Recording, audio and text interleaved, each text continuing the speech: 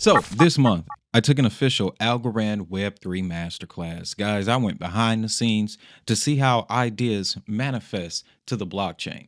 The course was aimed at entrepreneurs. So at the end, I was able to watch real builders on blockchain pitch their ideas with money on the line.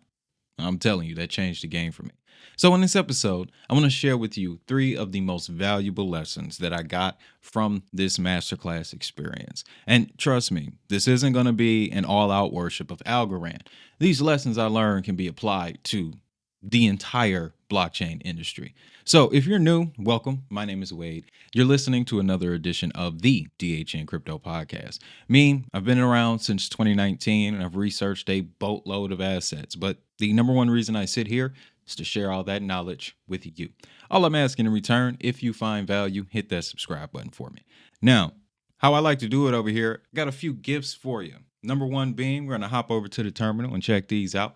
The DHN Blockchain Starter Kit for 2025. If you're new to the space, consider this your dossier to the world of blockchain. It'll help you keep your finger on the pulse so that way you know everything that's going on because things do move fast. Now, this works well with the new financial system master sheet. The assets you see listed here are the networks that we have covered extensively on this channel for a number of years. So what I did was categorize all of the associations, the names that have been connected to these networks for years. I put them on one sheet. If you're really wanting to get deep into your crypto research, this is the perfect place to start. As well as you got to have fundamental knowledge of what you're doing. That's why I created Blockmaster.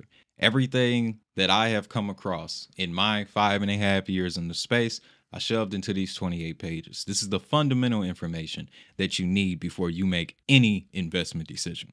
Trust and believe that. So links to those will be in the description under this video, as well as the pinned comment.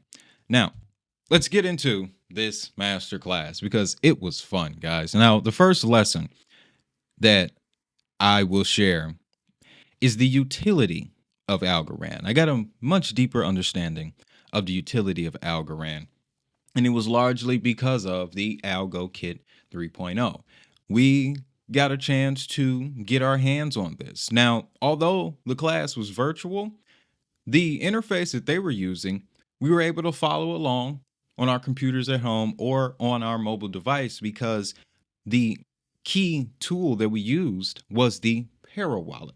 It actually is where, I don't know if you guys can see that, official certificate, and as it says, this issued as an NFT certificate on the Algorand blockchain.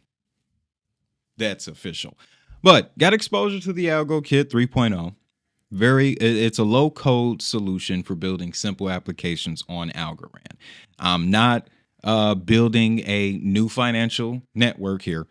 Nope, just simple interfaces, landing pages, if you will, on Algorand that can serve as the prerequisite to much bigger applications. So I'm not going to say I know how to build an app, but if someone came to me and said, hey, I want to get involved with this blockchain thing, I'm a coder, I got 15 years of experience, but I don't quite know where to start, I'm naturally going to point them in the direction of Algorand because of this experience.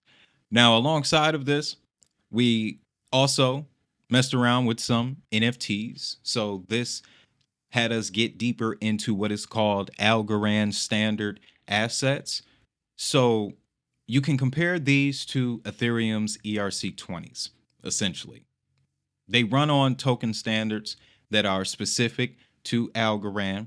Another comparison would be HBAR and the assets on the Hedera network, the native assets on Hedera. I made that comparison because you'll see here under asset details, the ASA ID. That series of numbers is a lot similar to the hashtag ID. I know that's not the formal name. You guys know what I'm referring to, though, those in the HBAR community. But it's that set of digits that ties to the asset on the chain. When we were minting the NFT, right? And remember, this is all live. They had a QR code that we were supposed to scan from the Para wallet. I don't think they realized that that QR code wasn't as big to everyone else's screens as they thought, but it was fine because, and bless her heart, with the grace, sarahjane.algo on X, if you want to follow her, she added the ASA ID. So that way we can copy that into the Para wallet. Once we copy that into the Para wallet, it was instant. I mean, the moment she showed it on screen, it popped up in my wallet. So that was a cool experience, especially when you consider, guys, NFTs used to be tough, man. They used to be real tough, expensive, messy. Of course, remember the whole NFT apocalypse. Like, I was talking to my brother C. Will over at the Passive Income Network the other day. I was like, these newbies don't realize how good they got it. They really don't. In terms of Bitcoin, you guys got the Lightning Network. Ethereum has infinite amounts of layer twos, and the competition that came from that. You got Solana and Immutable and everything that Polygon is doing, the world of RWAs, ETFs, various financial instruments. That's what y'all got. You wanna know what we got? Sam Bankman Fried. It's okay. We'll take it. You know what they say. We got to crawl before we can walk, right? So we definitely did the crawling for y'all. But I love this whole experience, man. The NFTs on Algorand, we were using testnet algo, but they still show the numerical value for how much algo we were using. It only took 3 cents to mint this NFT, guys. 3 cents. And I remember a point in this market where the biggest headlines attacking Ethereum were the cost of minting NFTs. A lot of networks rose to prominence by offering much cheaper alternatives to minting NFTs. Hedera, Tezos, Solana got involved real deep with that game. So this experience, again, from the utility side of Algorand, I'll never forget this, man, because now I feel a lot more comfortable with the Algorand network. I'm about ready to mint an NFT of my own now. Genuinely, something I have thought about doing for years, but I just didn't have the know-how. And then when I would come across a certain platform, it'd just be way too complicated or it'd be way too expensive. Okay.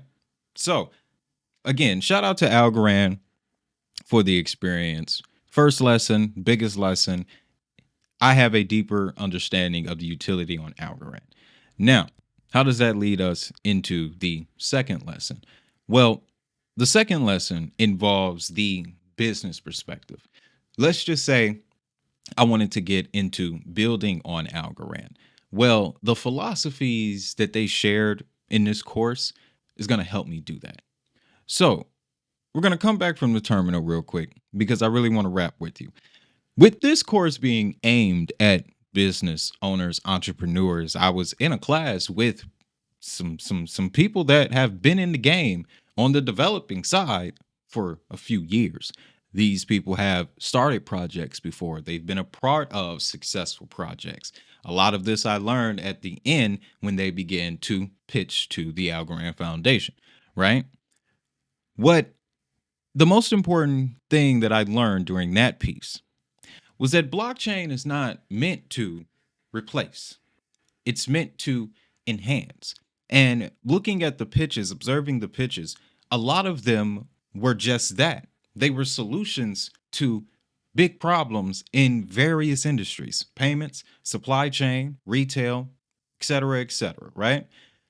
It's a reason why we keep seeing these same industries being targeted. Because something else that I learned, and this adds to the utility conversation as well, blockchain isn't all encompassing. Not yet, anyway. Meaning, blockchain can't do a boatload of things, but the few things that it do, it does exceptionally well. Specifically, 3 things. 1, trust. And when you're talking trust, this also includes security, the immutability of blockchain, things like that, the ability to verify. Then you have scalability. If you want to scale up an operation, put a blockchain up under it, okay? And you have a central database where all of your information is fed and stored and can be called upon at a moment's notice. Yeah, you'll scale pretty quickly. And lastly, interoperability. interoperability. We have seen it, especially this year, right? Something else you newbies got that we didn't have. Many interoperability protocols that are live, that are running, that are very, very profitable. But we've seen it with Chainlink, JP Morgan, and Ondo recently. We had a nice run of it at the end of 2024 with names like Archax, Hedera, and what they were doing with BlackRock funded instruments. All of the US Treasury products that are running on public networks. You have tokenized stocks in the case of Algorand on running on the network. So what we've seen a lot of recently are independent institutions, financial organizations, third-party tech providers working with these public blockchain networks in order to create something that may not necessarily be on blockchain right away. Or you have the inverse where you have a reputable name like a JP Morgan who wants to create a product that does run on blockchain.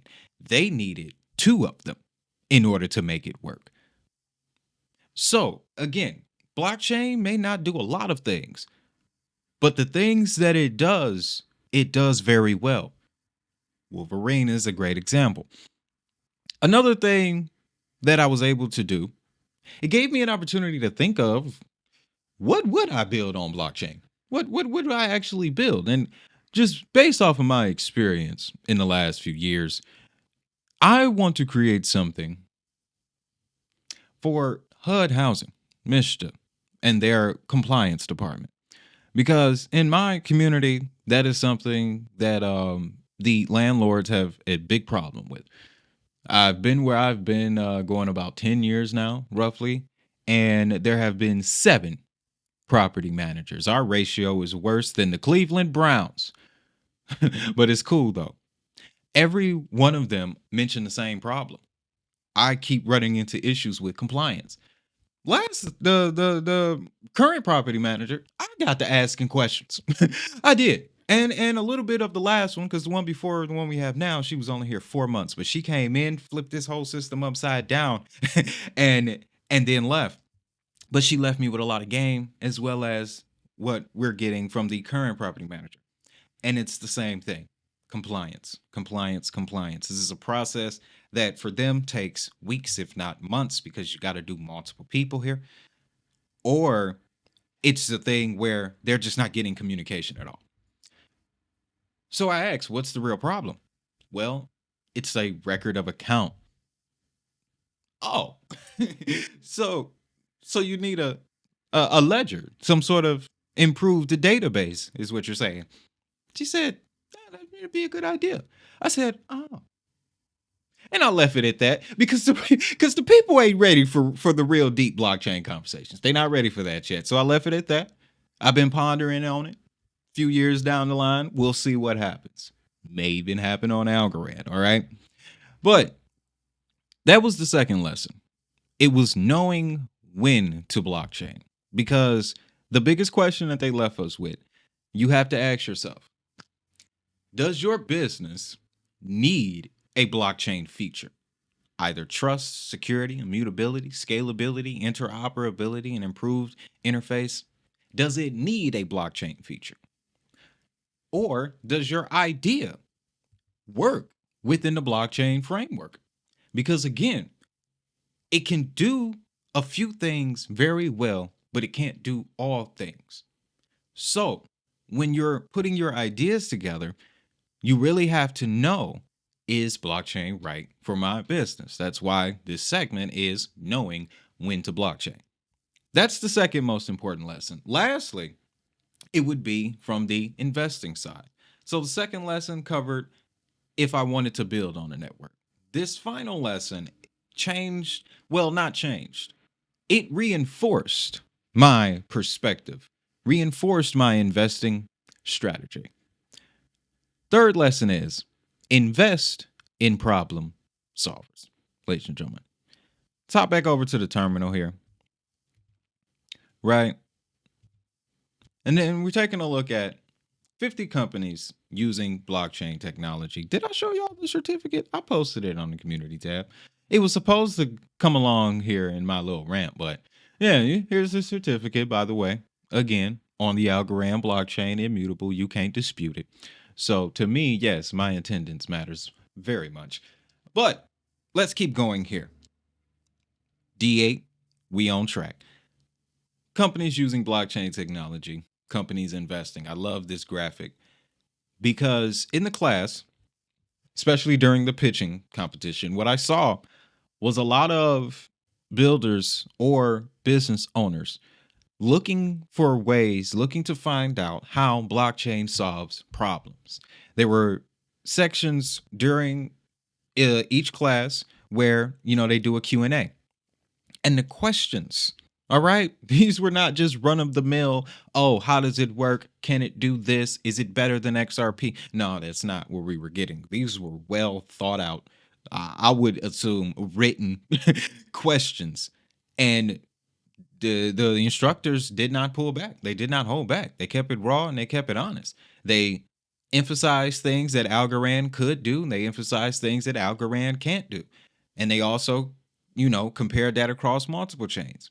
Like I said, blockchain can't do it all, but it can improve on certain things. So that was a very big thing. And another important lesson I got from the investing perspective, and this information is going to help us here.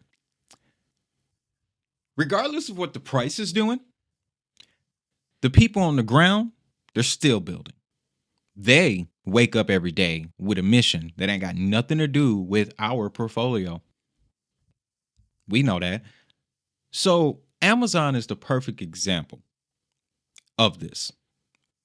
As I'm going through the class, I'm thinking about Amazon, and I'm thinking about the ride that they went on from 97 to 2021. Okay? It's a crazy ride. But we see something similar in crypto all the time, especially in the case of Algorand. I've been covering Algorand for a number of years, and I can tell you guys, at least once every bear market, somebody pops up talking about how crappy Algorand is, and it's a stable coin because the price don't move and all of these other things. While Algorand is landing relationships and integrations, partnerships with names like Circle and the Bank of Italy and FIFA. Okay, let's give FIFA credit for when they were here. FIFA, that's a big name. Drone Racing League, so many other things. Environmental Works. Come on now, we all know how Algorand is coming lawfully. They're in the real estate game. There's multiple payment integrations on Algorand, not to mention Quantos, the first MiCA compliant Euro stablecoin on a public network. It landed on Algorand. Okay, so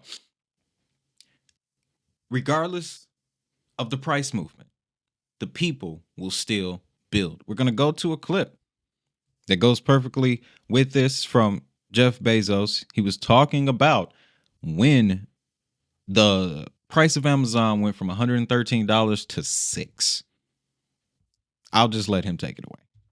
The stock is not the company, and the company is not the stock. And so as I watched the stock fall from 113 to 6, I was also watching all of our internal business metrics, number of customers, profit per unit, everything you can imagine, defects, etc. Every single thing about the business was getting better and fast. And so as the stock price was going the wrong way, everything inside the company was going the right way. And we didn't need to go back to the capital markets. We didn't need more money. The only reason, a financial bust like the internet bubble bursting makes it really hard to raise money. But, we already had the money we needed. So we just needed to continue to progress. And progress they did, as you can see by the chart here. Funny story. While I was looking for this short, the very next one that popped up was Anthony Scaramucci. Forgive me if I didn't pronounce that correctly, but he was telling the story of watching Jeff Bezos pitch the idea for Amazon. This was this was right around the time when the idea of the online book marketplace was about to happen. Anthony had the money to put down. He was getting ready to do it. But Warren Buffett said, no, don't believe that garbage. The internet thing is gonna crash and it won't even be around by 2002 or 2003. This was 98, 99, if I'm not mistaken. And he didn't get it. And let's go back. Right? But the mooch is good. He's good, obviously. But it's a lesson in the experience that he had that we all need to carry with us, no matter which network we hold. And it's this, yet again, invest in problem solvers. And in the long run, you'll be just fine. You'll be just fine. Because if you look at the other investments that this gentleman has made, he like I said, he doing all right. He is doing all right. So, guys, bottom line, this masterclass, it gave me firsthand experience with blockchain. And it also showed me firsthand where the appetite truly is.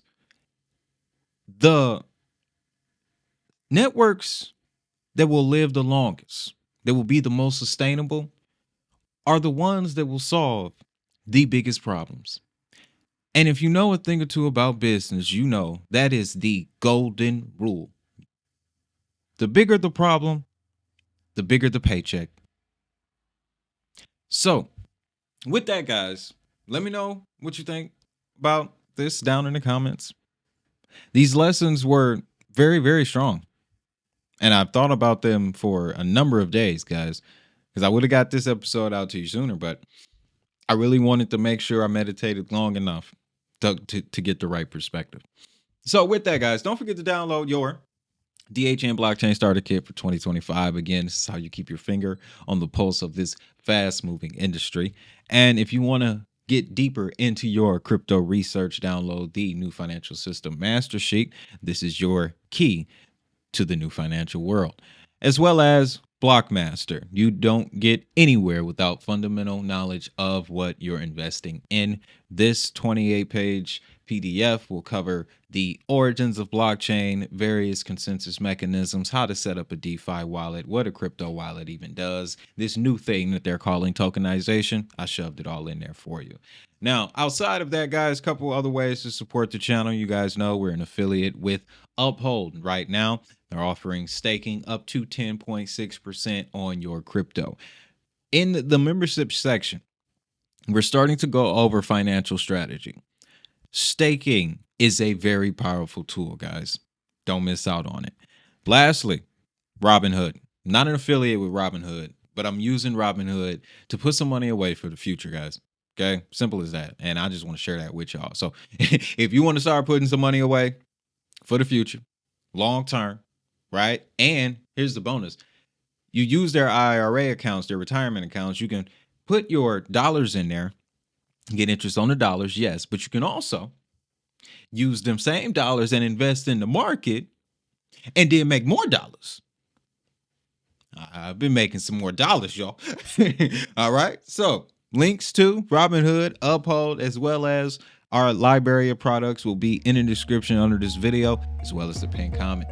Now, with that, y'all know what time it is. If that money is digital, so is the hustle.